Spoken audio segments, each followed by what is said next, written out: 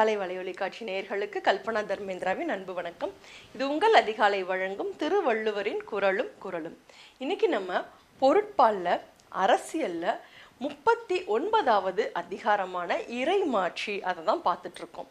இப்போ நம்ம 384வது குறள் பார்க்குறோம். இந்த குறள் அரண் இழுக்காதல்லவை நீக்கி மரண் இழுக்கா மானம் உடையது அரசு.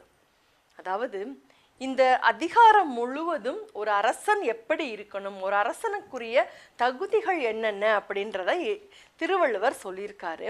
அதில் இந்த குறளில் என்ன சொல்லியிருக்காரு அப்படின்னா, ஒரு அரசனானவன் அறநெறிகளை காப்பாற்றுபவராக இருக்க வேண்டும், குற்றம் ஏதும் இழைக்காதவராக இருக்க வேண்டும். அதெல்லாத்தையும் தாண்டி மிகவும் மானத்துடனும் வீரத்துடனும் ஒரு அரசன் இருக்க வேண்டும்.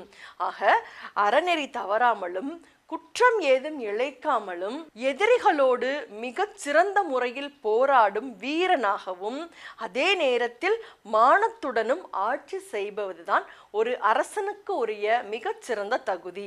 அப்பேற்பட்டவர்கள் தான் மிகச்சிறந்த அரசர்கள் அப்படின்றது தான் இந்த குறள்ல திருவள்ளுவர் ரொம்பவே அழகா சொல்லியிருக்காரு. அறநிலுக்காதல்லவை நீக்கி மரணிலுக்கா மானம் உடையது அரசு அப்படின்னு.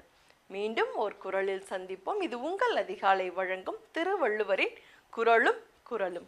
நன்றி. குறளும் குரலும் உலக பொதுமறையாம் திருக்குறள்.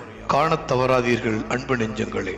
ஒவ்வொரு நாளும் ஒரு திருக்குறளோடு உங்கள் அதிகாலையை உற்சாகமாக தொடங்குங்கள். நன்றி.